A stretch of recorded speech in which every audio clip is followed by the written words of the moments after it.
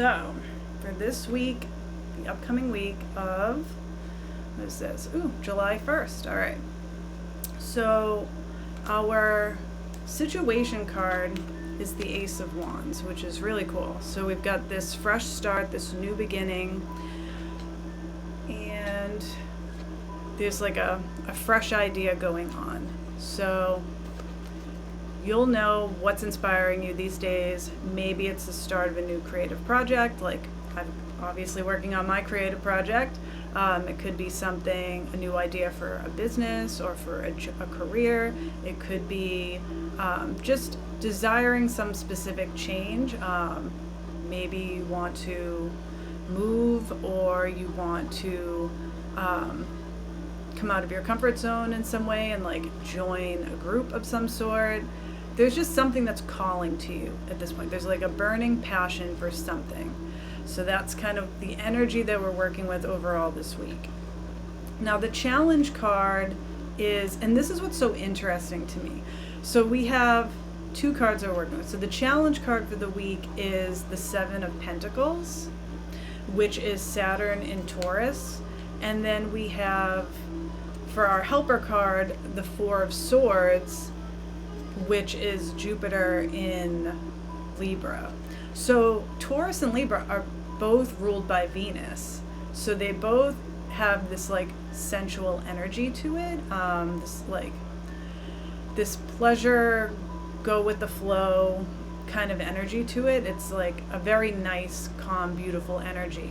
So it's just interesting that like, even though they're both ruled by the same planet and have similar energy, there's still like very different meanings to these cards about why one is the challenge and one is the helper.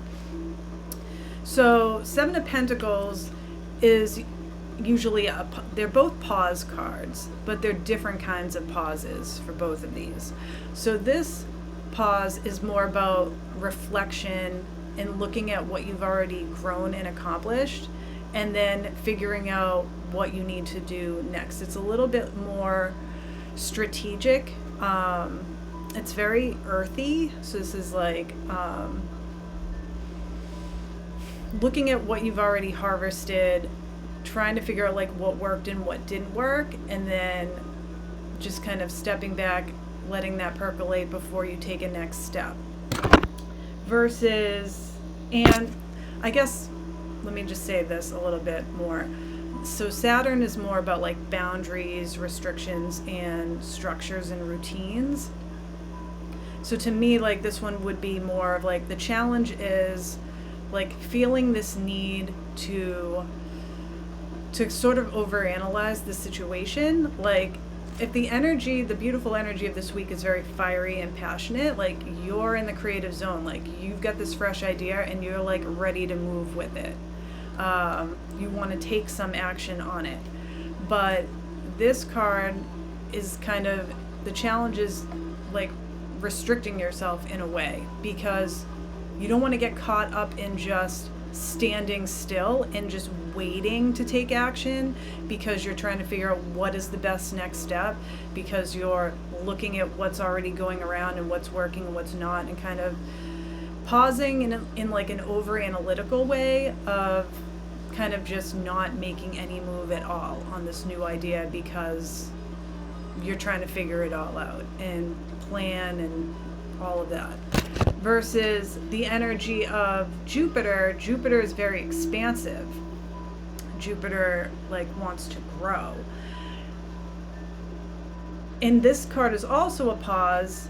It's about getting adequate rest, but it's more about like, if you look, like they look like they're kind of sleeping and going within. It's like a recharging of the battery. I see it as a recharging of the battery so that you can expand your vision and get more into that like harmony flow state. So they're both cards of like inaction to an extent, but it's a very different kind of inaction. So in order to like move forward on your creative project, it's funny, in order to move forward, you actually do need to pause, but you don't want to get caught up in the pause of restricting yourself too much, of trying to compare this project to other things that have already happened before, or trying to figure out like, well, how is it going to fit in the context of my life,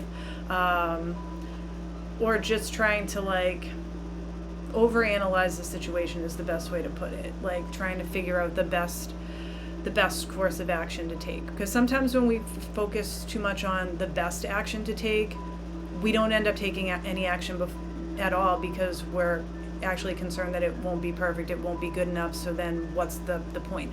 And I feel like this is a challenge card, because that kind of energy that'll cause this energy to just fizzle out. It'll just die out. All that fire is going to go, just going to blow it out like a birthday candle. Versus this energy is very like chill and relaxed. I actually see it with the colors red and green here, is that there's a lot of potential to actually grow this fire in a more like steady, sustainable way, if you are willing to go within and like meditate or take other kind of restful action. So let me give an example here, if that's confusing, because I feel like I'm just talking in generalities and I'm not always sure when I get into like these abstract ideas if I'm making sense. But if I'm going to apply this to my own self right now, just to give you an example. So obviously like my creative project is the book that I want to starting tomorrow. It would be a challenge for me if I keep getting into the state, which I've been doing, is like comparing my idea to the book that I wrote before and how that did not go well in 2011 at all. That's why I haven't written anything since then. It wasn't a good experience. So it doesn't bode well for me to try to figure out the best way to write this book, or compare my ideas to other books that I've read, or try to figure out the best way to start the book or keep going with it and all that. There is no best here. So what's going to actually help me is to just not put so much pressure on myself. Like, yes, I want to take action. I'll show up every day because that's what I've committed to. But I need to make time for like these brain breaks and this rest. Like if I just kind of go down the hyper-focus train, I know that's how I'm going to burn myself out, because I've done that again and again. So this is asking me to make sure I'm taking time in my day to really like let my mind rest, because when you just kind of put these other things to the side and get into a flow state, whether that's me going for a walk or going to my yoga classes or just puttering around my garden and doing gardening tasks, or just like zoning out, maybe meditating, because I probably should do that, that's when I'll be able to have better ideas. So if I'm actually like taking care of myself and Libra's all about that harmony and balance.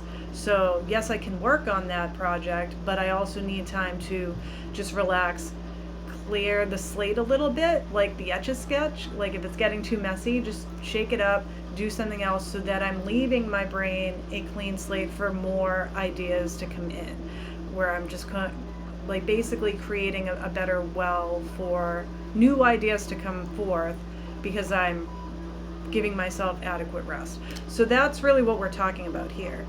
So you want to think about what is the creative energy that you want to put forth? What's the new, fresh energy you want to start with this week? Avoid overanalyzing it and trying to figure out the absolute best course of action to take, because there is no best way. You're just going to end up getting stuck and never moving forward if you take that approach. But definitely make time each day to set aside for restful breaks, like deep relaxations, something that brings you pleasure or joy. And it can be as simple as just like making a meal, or reading a book, going for a walk, snuggling with your dog.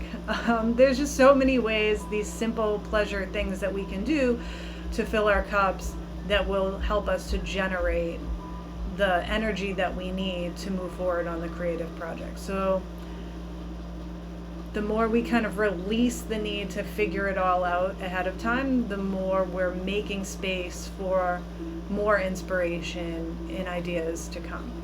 So I hope that helps. I'm looking forward to the week ahead. I'm hoping that I can take these messages and apply them as well, because I really need to.